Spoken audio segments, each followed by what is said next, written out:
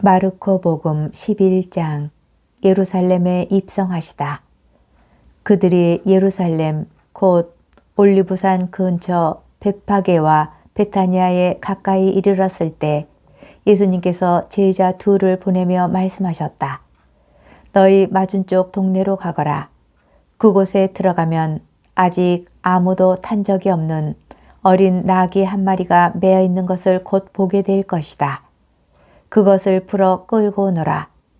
누가 너희에게 왜 그러는 거요 하거든 주님께서 필요하셔서 그러는데 곧 이리로 돌려보내신답니다 하고 대답하여라.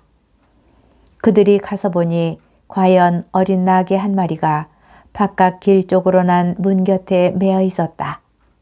그래서 제자들이 그것을 푸는데 거기에 서 있던 이들 가운데 몇 사람이 왜 그 어린 나귀를 푸는 거요 하고 물었다.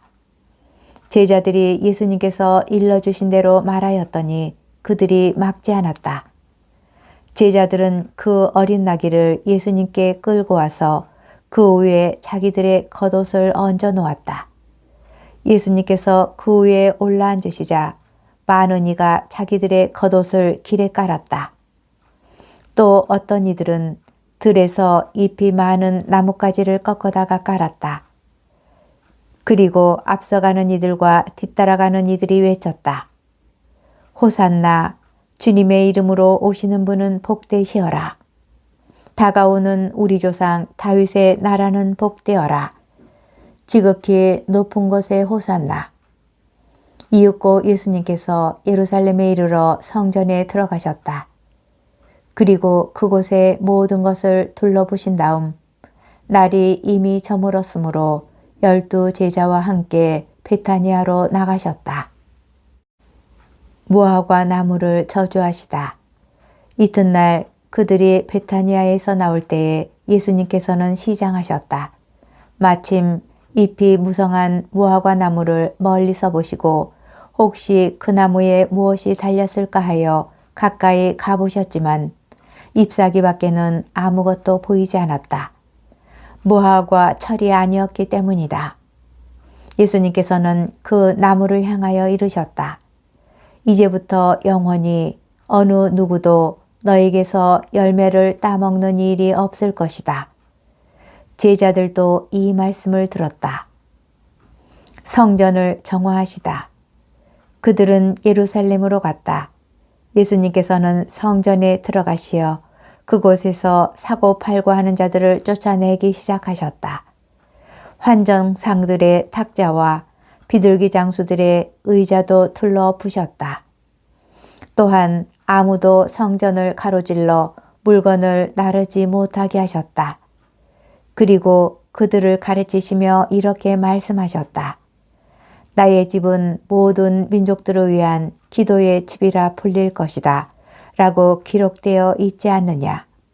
그런데 너희는 이곳을 강도들의 소굴로 만들어 버렸다. 수석 사제들과 율법학자들은 이 말씀을 듣고 그분을 없앨 방법을 찾았다. 군중이 모두 그분의 가르침에 감탄하는 것을 보고 그분을 두려워하였던 것이다. 날이 저물자 예수님과 제자들은 성 밖으로 나갔다. 말라버린 무화과 나무의 교훈. 이른 아침에 그들이 길을 가다가 그 무화과 나무가 뿌리채 말라 있는 것을 보았다. 베드로가 문득 생각이 나서 예수님께 말하였다. 스승님 보십시오. 스승님께서 저주하신 무화과 나무가 말라버렸습니다.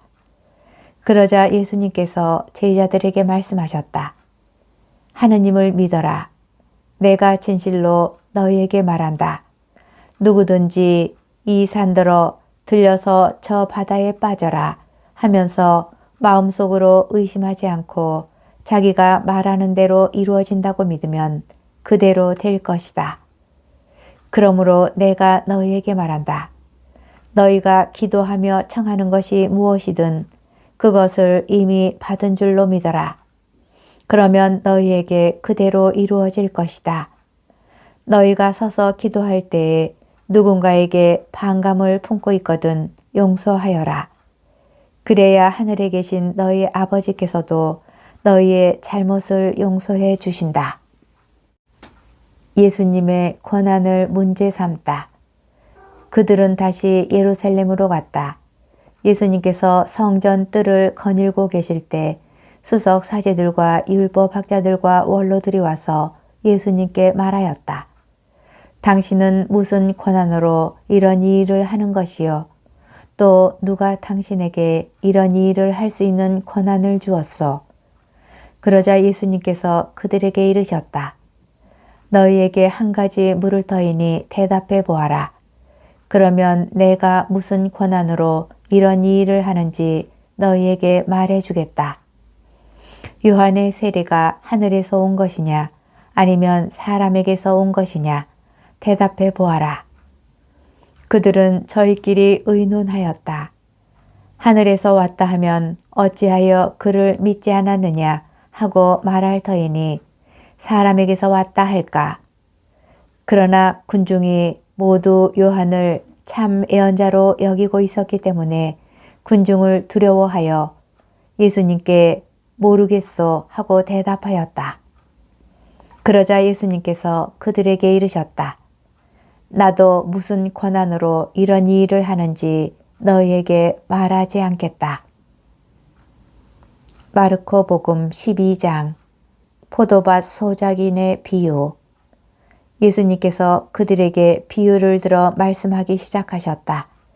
어떤 사람이 포도밭을 일구어 울타리를 둘러치고 포도확을 파고 탑을 세웠다. 그리고 소작인들에게 내주고 멀리 떠났다. 포도철이 되자 그는 소작인들에게 종 하나를 보내어 소작인들에게서 포도밭 소출에 얼마를 받아오라고 하였다. 그런데 소작인들은 그를 붙잡아 매질하고서는 빈손으로 돌려보냈다. 주인이 그들에게 다시 다른 종을 보냈지만 그들은 그 종의 머리를 쳐서 상처를 입히고 모욕하였다. 그리고 주인이 또 다른 종을 보냈더니 그 종을 죽여버렸다. 그 뒤에 또 많은 종을 보냈지만 더러는 매질하고 더러는 죽여버렸다. 이제 주인에게는 오직 하나 사랑하는 아들만 남았다. 그는 마지막으로 내 아들이야 존중해 주겠지 하며 그들에게 아들을 보냈다. 그러나 소작인들은 저자가 상속자다. 자, 저자를 죽여버리자. 그러면 이 상속재산이 우리 차지가 될 것이다 하고 저희끼리 말하면서 그를 붙잡아 죽이고는 포도밭 밖으로 던져버렸다. 그러니 포도밭 주인은 어떻게 하겠느냐?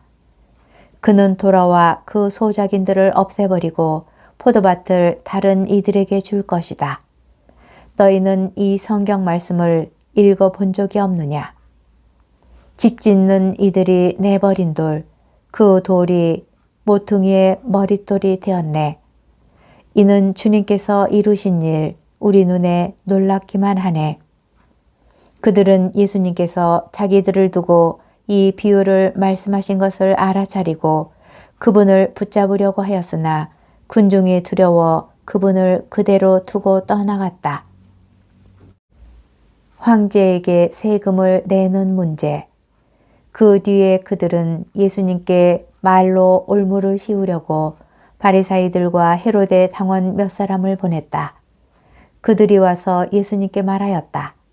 스승님, 저희는 스승님께서 진실하시고 아무도 꺼리지 않으시는 분이라는 것을 압니다.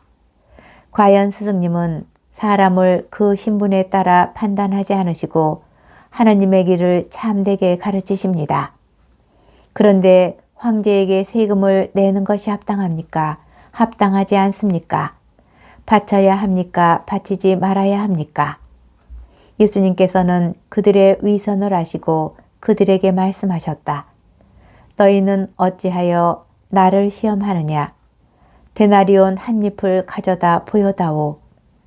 그들이 그것을 가져오자 예수님께서 이 초상과 글자가 누구의 것이냐 하고 물으셨다.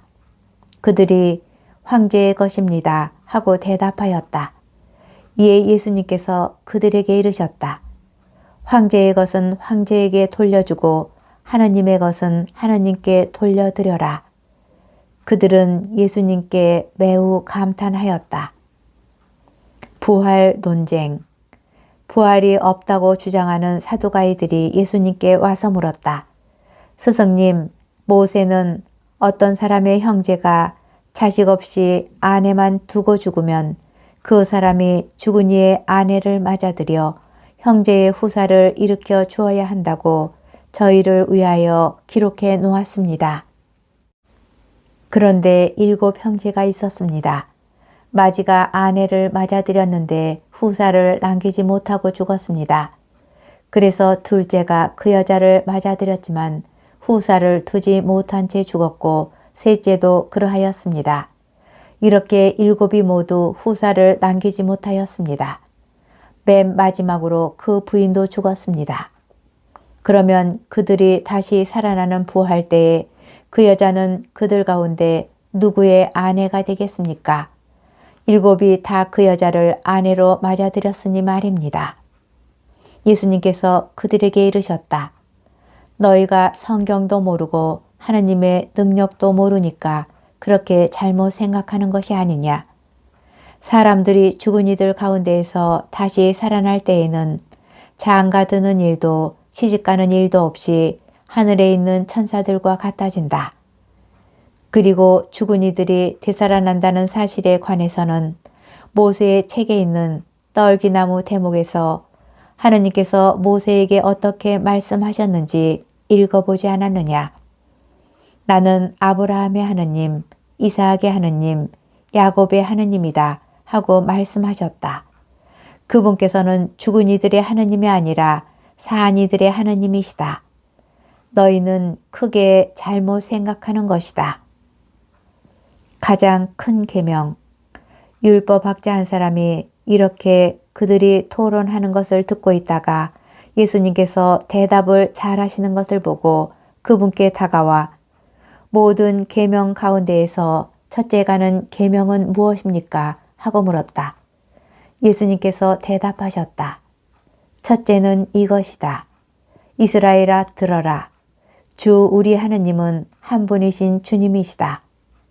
그러므로 너는 마음을 다하고 목숨을 다하고 정신을 다하고 힘을 다하여 주 너의 하나님을 사랑해야 한다.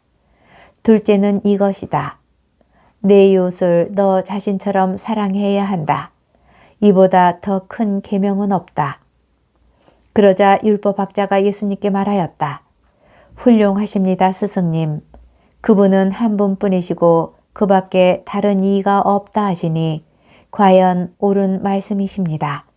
또 마음을 다하고 생각을 다하고 힘을 다하여 그분을 사랑하는 것과 이웃을 자기 자신처럼 사랑하는 것이 모든 번제물과 희생 제물보다 낫습니다. 예수님께서는 그가 슬기롭게 대답하는 것을 보시고 그에게 너는 하느님의 나라에서 멀리 있지 않다 하고 이르셨다. 그 뒤에는 어느 누구도 감히 그분께 묻지 못하였다. 다윗의 자손이시며 주님이신 예수 그리스도. 예수님께서는 성전에서 가르치시며 말씀하셨다. 어찌하여 율법학자들은 메시아가 다윗의 자손이라고 말하느냐. 다윗 자신이 성령의 도움으로 말하였다. 주님께서 내 주님께 말씀하셨다. 내 오른쪽에 앉아라.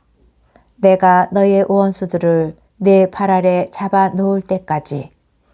이렇듯 다윗 스스로 메시아를 주님이라고 말하는데 어떻게 메시아가 다윗의 자손이 되느냐. 많은 군중이 예수님의 말씀을 기쁘게 들었다. 율법학자들을 조심하여라. 예수님께서는 가르치시면서 이렇게 이르셨다. 율법학자들을 조심하여라. 그들은 긴 겉옷을 입고 나다니며 장터에서 인사받기를 즐기고 회당에서는 높은 자리를, 잔치 때에는 윗자리를 즐긴다. 그들은 과부들의 가산을 등쳐먹으면서 남에게 보이려고 기도는 길게 한다. 이러한 자들은 더 엄중히 단죄를 받을 것이다. 가난한 과부의 헌금.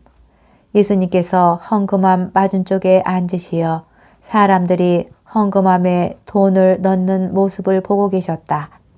많은 부자들이 큰 돈을 넣었다. 그런데 가난한 과부 한 사람이 와서 랩돈 2잎을 넣었다. 그것은 쿼드란스 한 잎인 셈이다. 예수님께서 제자들을 가까이 불러 이르셨다. 내가 진실로 너희에게 말한다. 저 가난한 과부가 헌금함에 돈을 넣은 다른 모든 사람보다 더 많이 넣었다. 저들은 모두 풍족한 데에서 얼마씩 넣었지만 저 과부는 궁핍한 가운데에서 가진 것을 곧 생활비를 모두 다 넣었기 때문이다.